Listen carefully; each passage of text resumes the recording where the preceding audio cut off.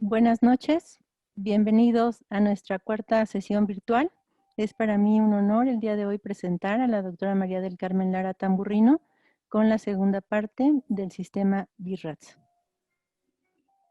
Gracias, Nadia Millán, por la presentación. Es un gusto compartir con ustedes estas charlas. Como ya mencionó Nadia, es la cuarta en forma virtual. Y quisimos dividirlo de manera que no fuera tan largo, y es bastante larga esta plática, y me voy a dedicar al manejo y a la descripción de las microcalcificaciones con el sistema BIRAT. Esto es la quinta edición del 2013. Empezaré por mencionar que el sistema BIRATS pretende estandarizar los reportes, y no solo de la mastografía, sino también del ultrasonido y de la resonancia, que tengamos un lenguaje común con ustedes, que disminuyamos la confusión en las interpretaciones y no retrasemos los diagnósticos, y que el radiólogo se comprometa de una conclusión y una recomendación que nos permita posteriormente tener un monitoreo y un seguimiento.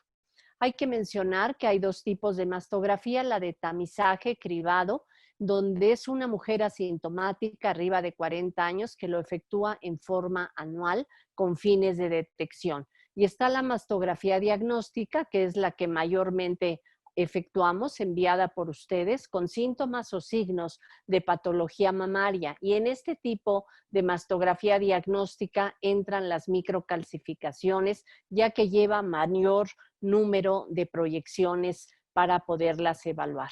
Empezaremos por mencionar el tipo del tejido mamario. Sabemos que la grasa es un contraste natural, y aquella mama que tiene grasa tiene una sensibilidad alta del 88%. En cambio, ¿qué sucede con el tejido denso, el extremadamente denso? Una sensibilidad que baja hasta el 38%.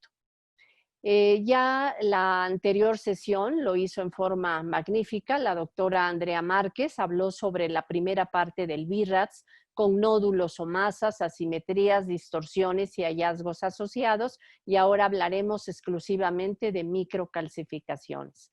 Esta imagen, aunque tecnológicamente no es bella, tiene una trascendencia histórica importante, y es que en la de la izquierda, el doctor Levor, médico uruguayo patólogo, fue el primero en describir en una pieza de mastectomía las calcificaciones que acompañan al cáncer de mama y que permanecen hasta el momento actual. En la imagen del lado derecho podemos ver una clásica imagen irregular, maligna, con calcificaciones en su interior y adyacentes al mismo, pero nos vamos a enfocar solamente a las calcificaciones sin una masa en este momento. ¿Qué le vamos a estudiar a las calcificaciones? Les vamos a ver su morfología y les vamos a ver su distribución, y en la morfología van a ser las típicamente benignas y sospechosas. Las típicamente benignas están englobadas en toda esta lista y vamos a ver ejemplos de ello.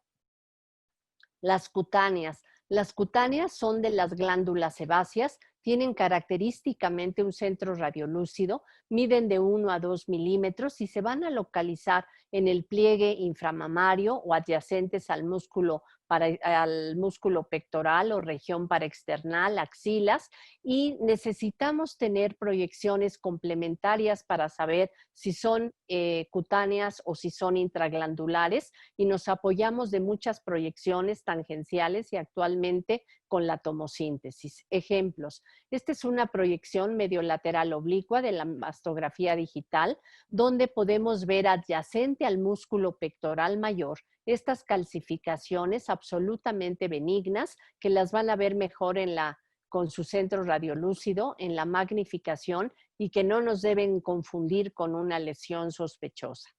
Pueden ser bilaterales, en este caso vean cómo están adyacentes a la grasa subcutánea y piel, y algunas aquí se les ve claramente su centro radiolúcido. Esto muchas veces coincide con verrugas en la piel cuando exploramos a la paciente. Las vasculares son serpentiginosas, continuas o discontinuas, se presentan en mujer arriba de 50 años de edad y puede asociarse a diabetes, a insuficiencia renal o enfermedades cardiovasculares. En general no nos causa ningún problema valorarlas. Antiguamente se denominaban en riel, pero vean incluso la relación de 2:1 entre un vaso venoso y un vaso arterial, y nos puede causar dificultad cuando vemos el inicio de estas calcificaciones que pueden compararse con calcificaciones agrupadas. Las típicamente benignas también entran los fibroadenomas, que son gruesas en paloma de maíz, generalmente son de 2 a 3 milímetros o mayores. Ejemplo de ello, esta paciente en proyecciones craneocaudales, donde tenemos múltiples nódulos circunscritos de morfología redonda o morfología ovoide, que ha iniciado su calcificación típica, como lo hace el fibroadenoma, del centro a la periferia, y en ocasiones ya vemos que ha completado su degeneración y su calcificación o tiene parte de ella calcificada. El 15% pueden ser bilaterales, como en este caso. Las calcificaciones lineales gruesas nos pueden confundir en algún momento porque son ramificadas, tienen una distribución ductal radiada hacia el pezón, son mayores de 0.5 milímetros. Cuando son bilaterales hablamos absolutamente de benignidad y generalmente son en mujeres arriba de 60 años. ¿Y qué nos indica que hay una ectasia ductal? Generalmente pacientes que han lactado y se pueda romper uno de los conductos y da una mastitis química más que bacteriana, y es la mastitis de células plasmáticas, y les muestro una imagen muy clásica donde podemos ver estas calcificaciones típicas e incluso hacia el pezón, y espero que sí vean el esquema que está a la derecha en la pantalla, porque tengo esquema, quisiera al ingeniero Polo decirle que el esquema de la derecha no se ve porque están los panelistas, no sé si podamos hacer algo al respecto. Entonces, estas calcificaciones son radiadas hacia el pezón. Si podemos avanzar, perdón. Las típicamente benignas van a ser redondas, miden menos de 1 milímetro, son puntiformes, pueden ser menores de 5 milímetros también, y aquí les muestro un ejemplo. Esta es una imagen en negativo y una imagen en positivo que podemos hacer en el mastógrafo digital, y aquí vemos una imagen tubular que tiene líquido y es un conducto galactóforo. Aquí está el pezón, y estas calcificaciones son absolutamente benignas. Estas no tienen un centro radiolúcido y estas pueden ser periductales cuando tienen un centro radiolúcido. Las anulares, antiguamente se les denominaba antiguamente se les llamaba a las anulares en anillo, ahora se les llama en cáscara de huevo, son finas, menores de 1 milímetro, y en ocasiones pueden medir más de 1 centímetro y se asocian a patología como necrosis grasa. Aquí les voy a mostrar un ejemplo muy demostrativo en esta proyección mediolateral oblicua. Nuevamente tenemos la relación venoarterial con una calcificación arterial y una calcificación anular con un centro radiolúcido, y esta es una imagen histológica donde vemos la unidad funcional terminal ductal con el número de células adecuado, y esta imagen representa una calcificación gruesa adyacente. También estas calcificaciones pueden ser bilaterales. Observen que conservan su centro radiolúcido, y cuando son bilaterales absolutamente son benignas. Aquí lo que les mostraba al inicio, que pueden ser anulares cuando se presentan en un quiste que tiene líquido, por lo cual es radiopaco y es en anillo la imagen, como se ejemplifica en el esquema. Esta sería una redonda y esta sería una anular. También la necrosis grasa. Esta es una paciente con mamaplastía de aumento, tiene un implante de silicón subpectoral y tenemos aquí áreas radiolúcidas con pared calcificada de tipo anular y esto corresponde a quistes oleosos o áreas de necrosis grasa. Cuando es radiolúcido hablamos absolutamente de benignidad. Las típicamente benignas son las distróficas y que tienen una morfología irregular. Pueden ser gruesas, entre 0,5 a 1 milímetro, pueden confluir, se asocian a cirugía, a radioterapia o trauma de otro tipo y necrosis grasa. Se presenta generalmente de 3 a 5 años después del antecedente. Ejemplo, paciente con antecedente de cáncer de mama que fue tratada con cirugía conservadora y vemos una calcificación distrófica en la cola de la mama o cara anterior de la axila y nosotros debemos demostrarlo en la otra proyección cráneo-caudal que simplemente son calcificaciones distróficas. Normalmente en la paciente que tiene este antecedente se hace una ampliación en la cicatriz quirúrgica ya que si hay una recidiva tumoral va a ser en ese sitio. En este caso absolutamente son calcificaciones benignas.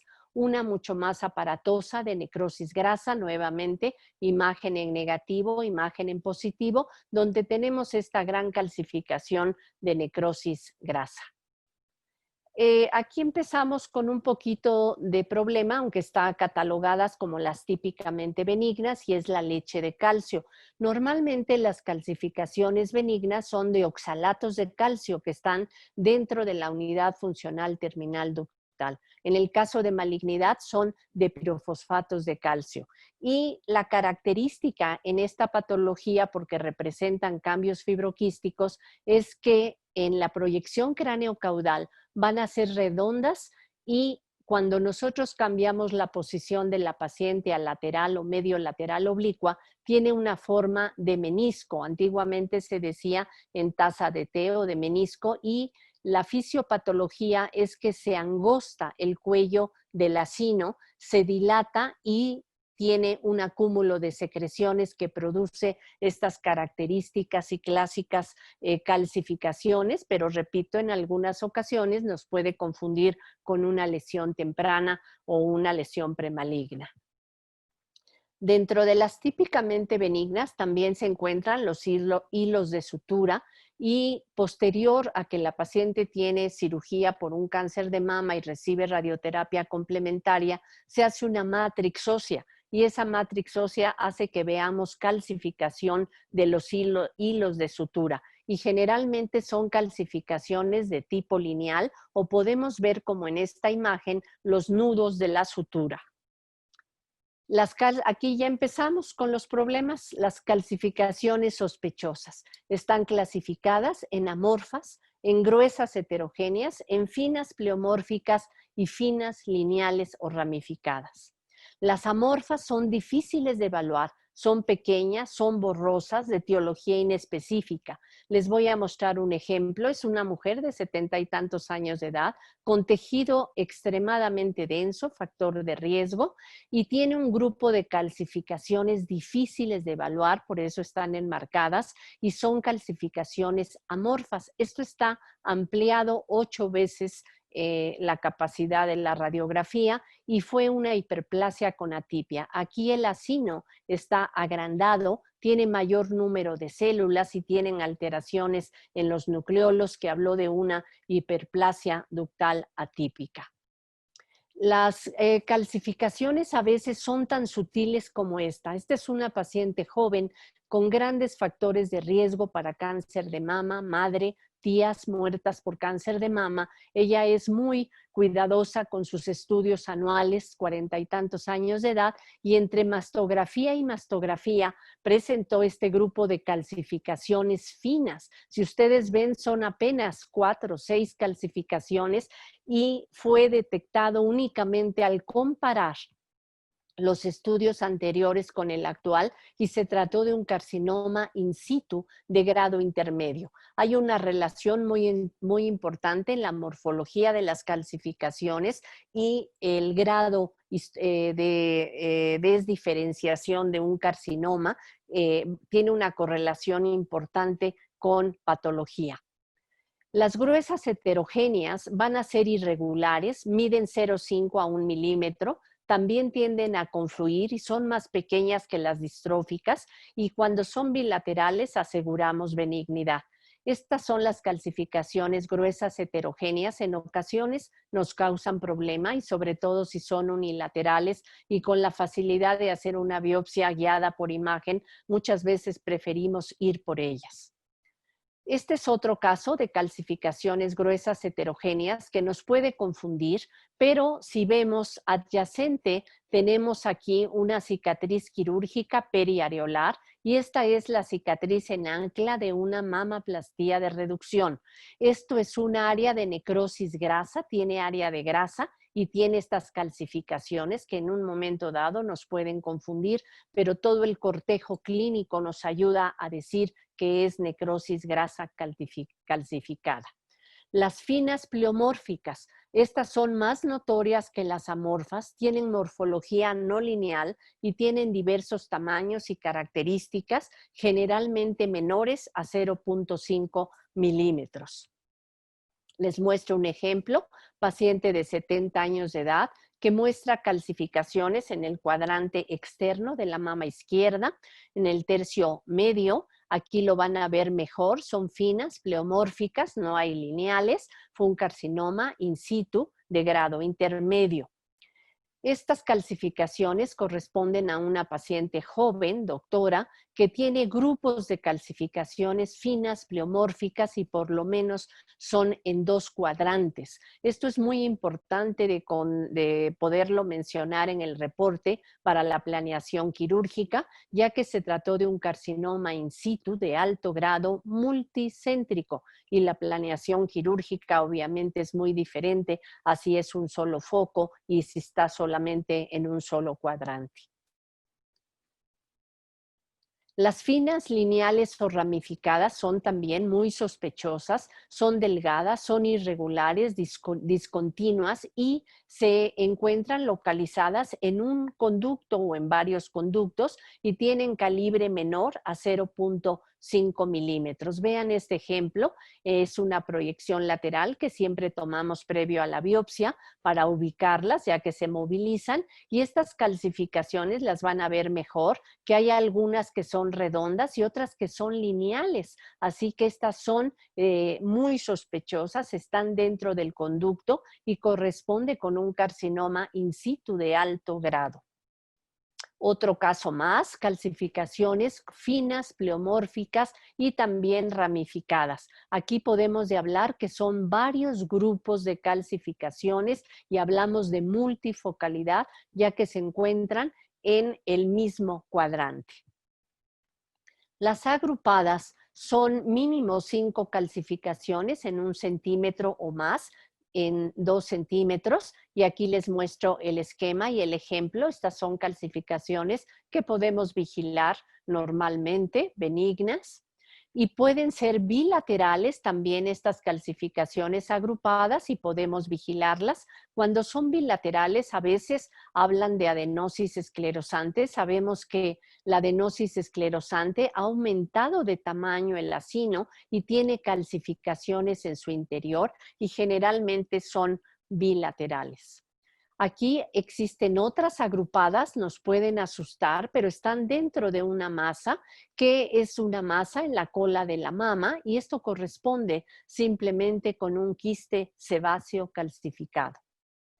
Las regionales ocupan más de 2 centímetros de tejido y no tienen disposición ductal. Vean, estas son calcificaciones finas pleomórficas, pero vean su distribución regional, lo cual lo hace altamente sospechoso. Carcinoma in situ de alto grado en esta magnificación.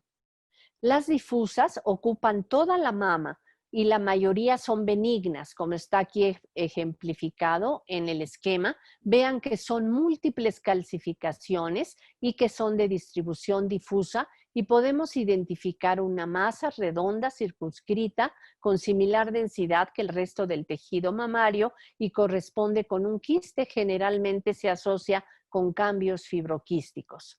Tenemos problema cuando a veces son como estas, finas, pleomórficas e incluso algunas ramificadas, pero afortunadamente son bilaterales y esta imagen es muy clásica de una adenosis, es un racimo y vean que esta paciente se le hizo biopsia estereotáxica bilateral porque había duda en algún momento de alguna de ellas y fue una adenosis esclerosante en algunas áreas y adenosis. En el caso de la adenosis esclerosante, la unidad funcional terminal ductal, además de tener estas características, se deforma, hay fibrosis y tenemos dificultad para el diagnóstico diferencial.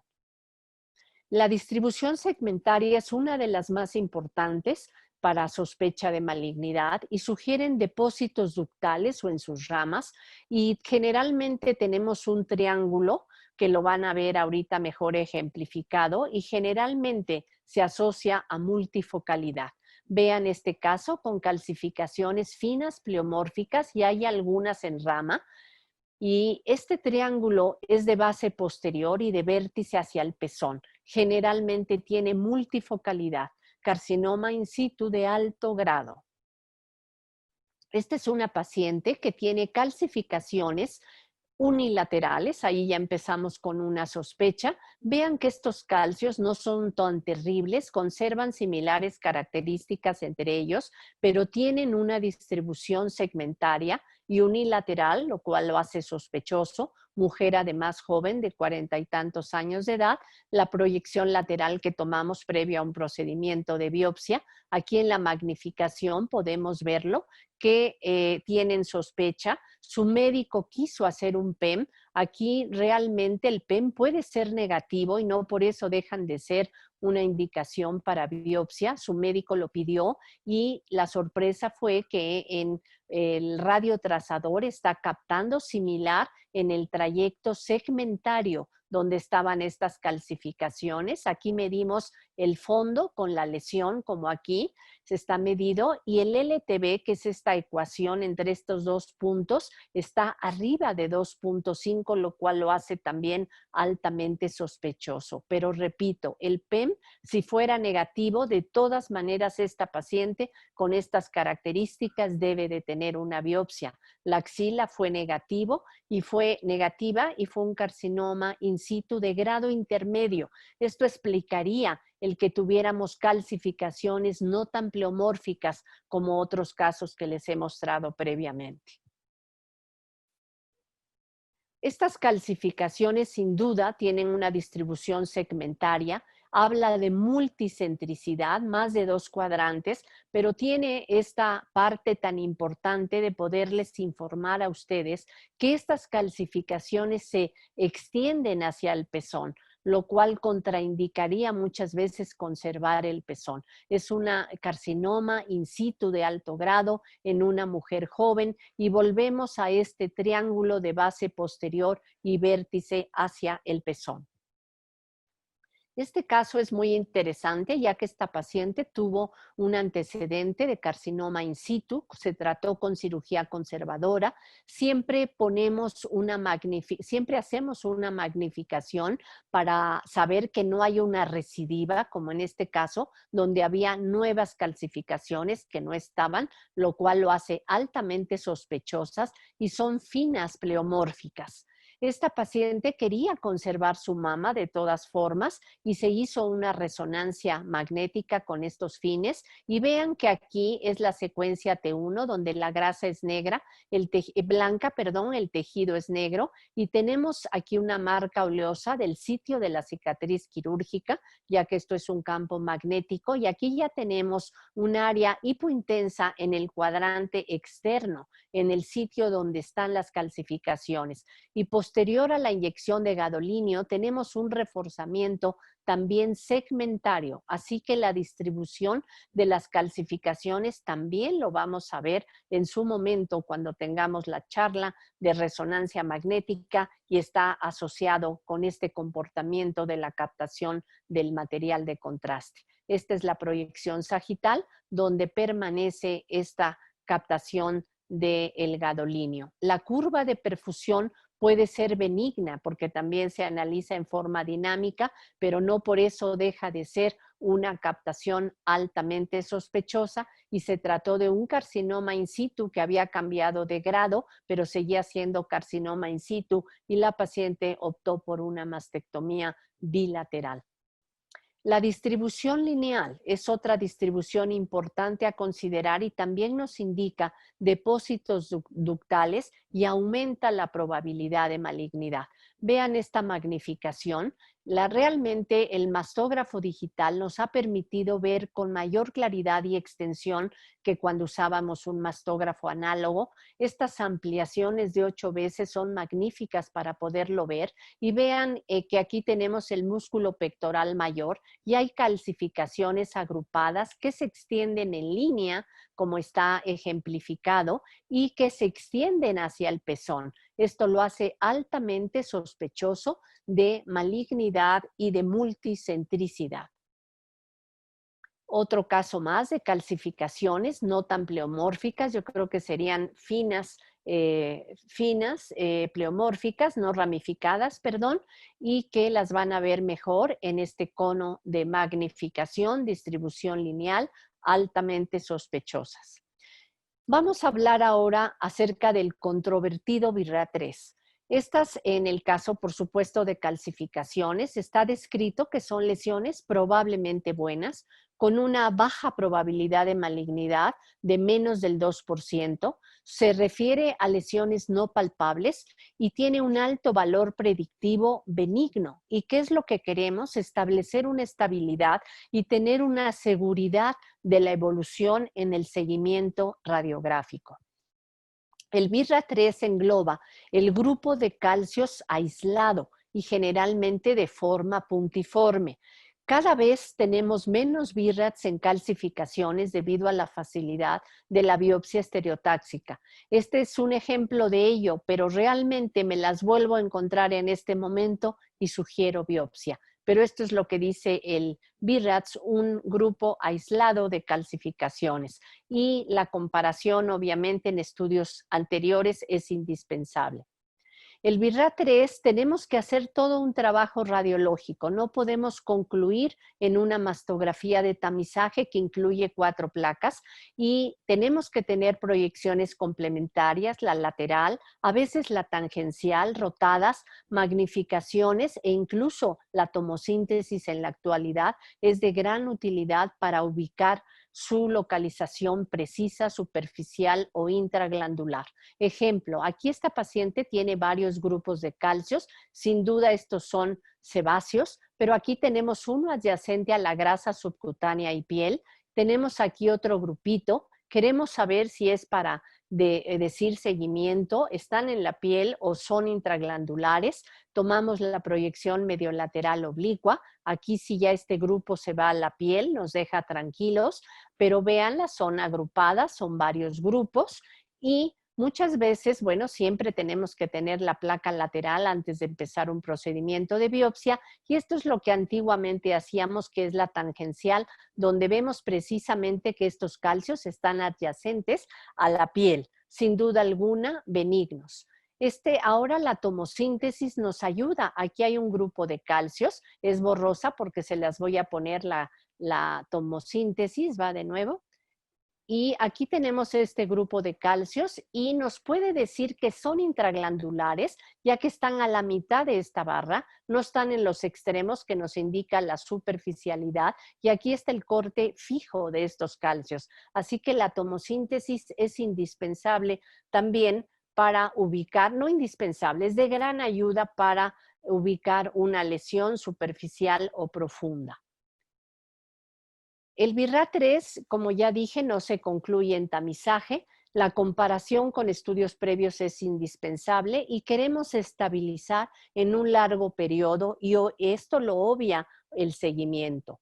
La recomendación es un seguimiento unilateral a los 6 meses, bilateral al año y anual. Algunos trabajos dicen por 2 años, pero hay otros trabajos que se van a 3 o a 5 años. El seguimiento indica que va a haber una disminución en la morbilidad y en el número de biopsias innecesarias, obviamente en los costos, y va a seguir siendo una etapa clínica 0 o etapa 1, porque esto a veces angustia al paciente y al médico tratante y a nosotros también. Ahora voy a poner experiencia, esto es lo que dice el BIRATS, pero esto vean, Clínica Londres, 1999, paciente con una mamaplastía de reducción de 40 años, tejido extremadamente denso, hacíamos mastografía análoga, por eso la ven tan fea, pero tenemos calcificaciones que pensé que sería necrosis grasa porque está en la región retroareolar. Bien, en el 2000 aumentaron, pero están como en el trayecto de la cicatriz quirúrgica de la mamaplastía y aumentaron un poquito, se dio como un BIRRA3, a la paciente no le gustó el BIRRA3, así me lo dijo textualmente, y regresa en 2003. O sea que pasaron 4 años. El BIRRA dice seguir 2 años o 3. Y vean esto, sin duda es una imagen clásicamente de calcificaciones malignas, pleomórficas, finas, puntiformes, multicéntrico. Fue un carcinoma in situ de alto grado. Así que esta es la experiencia desde el 2000, desde 1999 a 2003. A veces piensan los médicos clínicos que exageramos. Este grupito de calcificaciones del 2007 son calcificaciones que ahora me las encuentro y quiero que quiero biopsia, no quiero seguirlas. Muchas veces es la punta del iceberg de lo que está pasando microscópicamente las calcificaciones.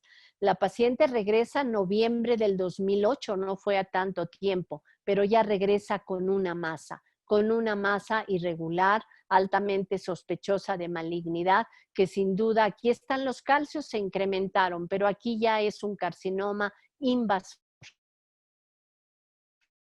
infiltrante e in situ. Así que los calcios sí nos indican muchas veces la punta del iceberg. Este caso es muy feo desde el punto de vista imagen, es Clínica Londres, tiene 30 años, mujer joven, donde tiene una masa palpable en la cola de la mama izquierda. Esta paciente tenía también múltiples calcificaciones de distribución difusa, aparentemente de similares características, pero hay algunas que son lineales en esta ampliación, ocupaban toda la mama. Lo que hacíamos en ese momento eran los marcajes mamarios. Aquí sí podemos ver algunas siguiendo el molde calicial. Esta es la pieza, que fue una pieza muy grande, donde vemos las calcificaciones lineales, donde el trabajo del radiólogo y el patólogo era importantísimo con ustedes para saber la ubicación de que no estuvieran en el borde quirúrgico. Y vean esta composición tan maravillosa que lo hizo el el patólogo de la Clínica Londres, que desafortunadamente ya falleció, Oscar Larraza, y es un conducto completamente dilatado y lleno de células tumorales, y tuvo 3 variedades histológicas o subtipos de carcinoma ductal in situ, incluyendo la tumoración de la cola de la mama izquierda. A veces el carcinoma in situ se puede presentar de esa forma. Y tenía incluso una degeneración payetoide hacia el pezón. Otro caso de esta paciente con tejido extremadamente denso, factor de riesgo. Estas serían calcificaciones heterogéneas, amorfas, heterogéneas, yo creo que gruesas e irregulares, heterogéneas en el cuadrante superior, en esta proyección oblicua. Las van a ver mejor en los cortes de tomosíntesis. Y vean que en los cortes en los cortes de tomosíntesis, que nos ayuda a ver su ubicación, realmente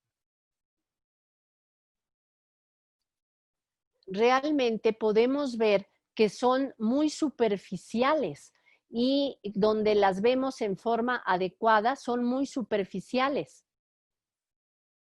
Y esto hizo que nosotros eligiéramos para hacer la biopsia, que era muy pobre el espesor de esta paciente, muy delgada. En el ultrasonido, esto es la piel, aquí está la pleura, y tenemos esta masa con calcificaciones. Y se hizo la biopsia guiada por ultrasonido.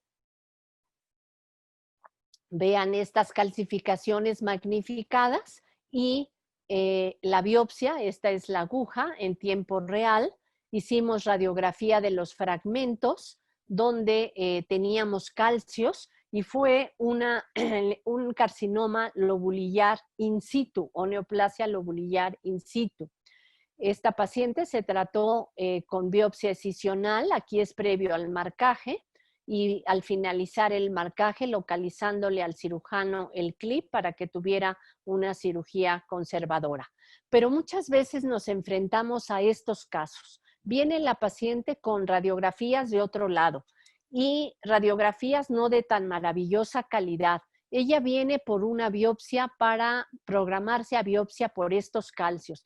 Le hicimos 2 placas complementarias en CBU, que es la tomosíntesis sintetizada, con mayor penetración, y nos llevamos esta sorpresa y ya lo vimos en la clase, en la plática de tomosíntesis, que nos ayuda a ver distorsiones de la arquitectura y que corresponden con cánceres infiltrantes. Vean cómo esta área de distorsión permanece igual. Y los calcios, pues sí, nos preocupan, pero no tanto como lo del lado derecho. Se le hizo tomosíntesis, permanece esta distorsión, y vean en el ultrasonido que no traía la paciente y no se había demostrado, que es sin duda una lesión maligna, que fue un carcinoma ductal infiltrante. Esta es la magnificación de esa zona que se ve poco por la densidad tan alta del tejido mamario.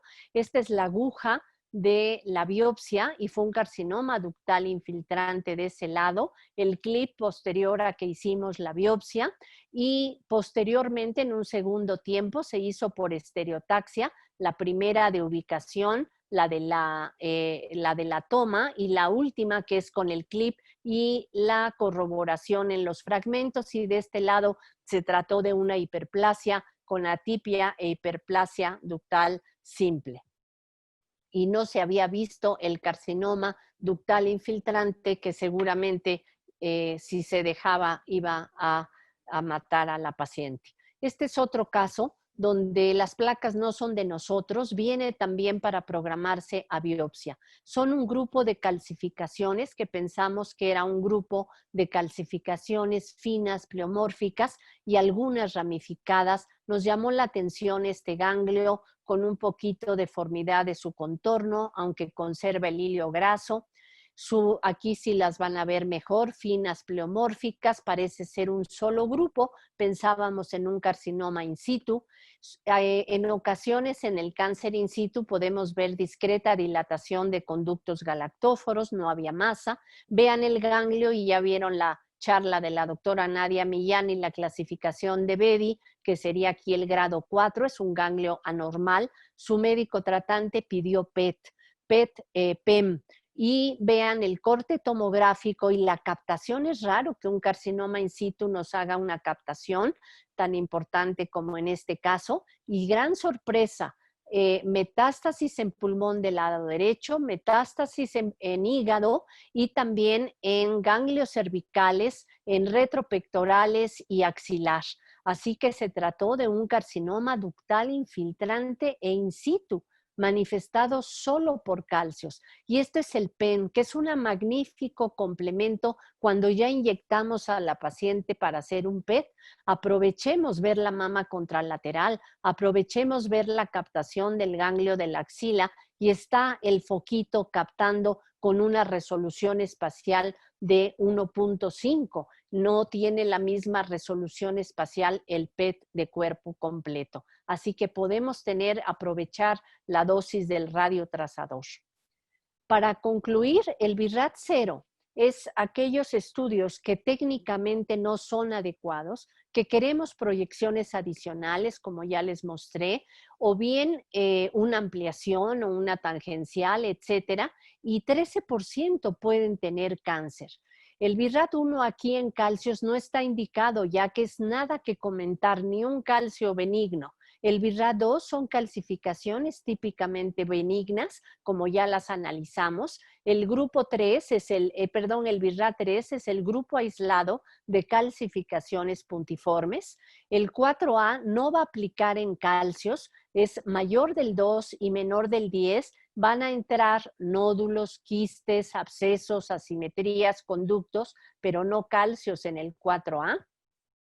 El 4B sí es una moderada sospecha y vean que la malignidad es más del 10 y menos del 50, y aquí incluimos las agrupadas amorfas, aquellas difíciles de ver, con un valor predictivo positivo del 20%, las gruesas heterogéneas con un 15%, y el que lo tiene más alto es las finas pleomórficas hasta en un 30%.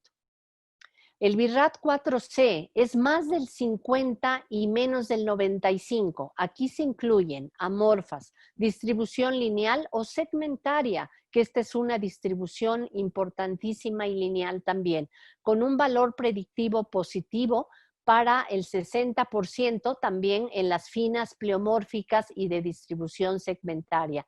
Y el que tiene mayor valor predictivo en 70% son finas, lineales o ramificadas.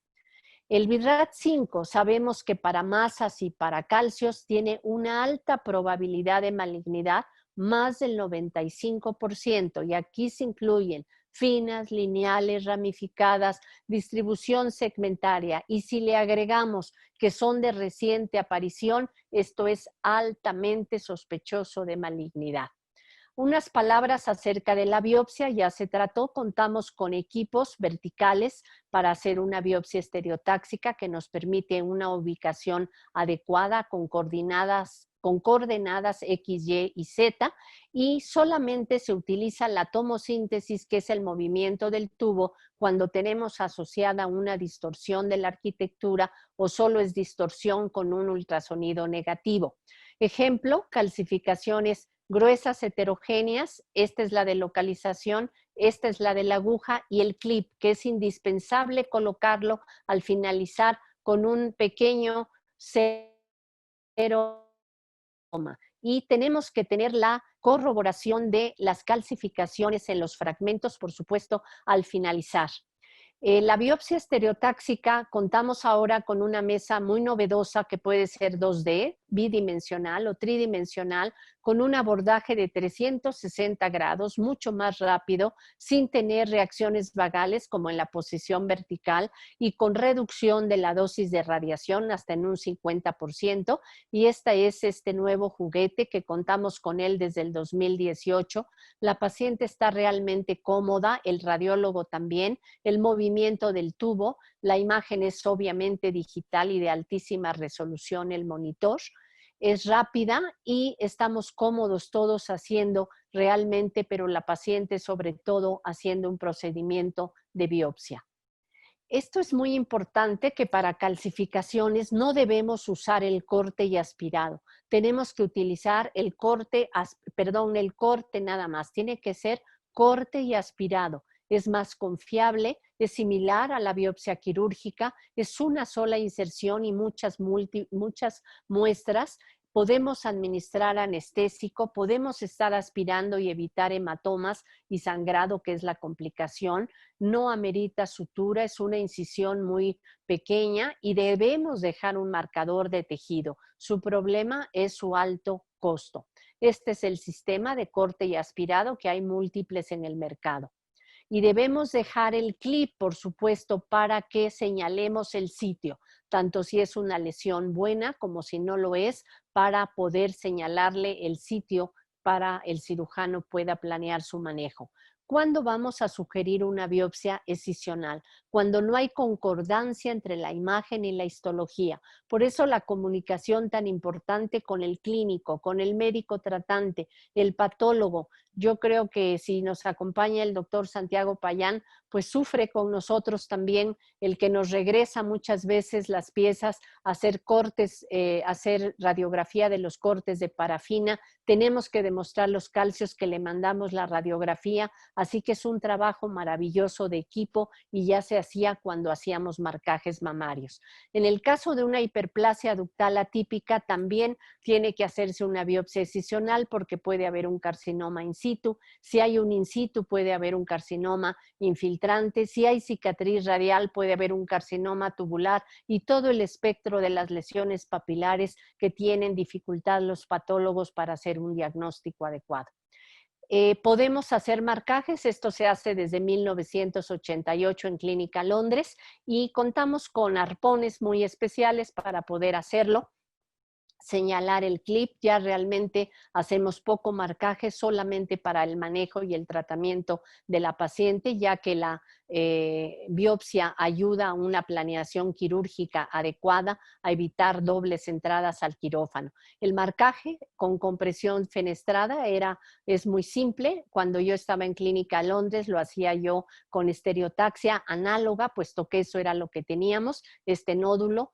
Está aquí, tenemos que buscar la vía más corta, a diferencia de la biopsia, que es por donde podamos hacerlo. Aquí es sacrificar la menor cantidad de tejido mamario, por supuesto dejar el arpón en el sitio, tomar la radiografía del fragmento, y esto es un poquito nada más una breve historia. Es muy mala la imagen, es de 1988 y esto se hizo en Clínica Londres cuando iniciamos la clínica de mama, donde hacía yo la aguja con un clavo intramedular, y esta es una paciente del doctor Arturo Beltrán, donde tenía un cáncer del lado derecho, presentó nuevos calcios en el lado izquierdo, carcinoma in situ. Y bueno, esta foto es ya pasados los años. Muchísimas gracias.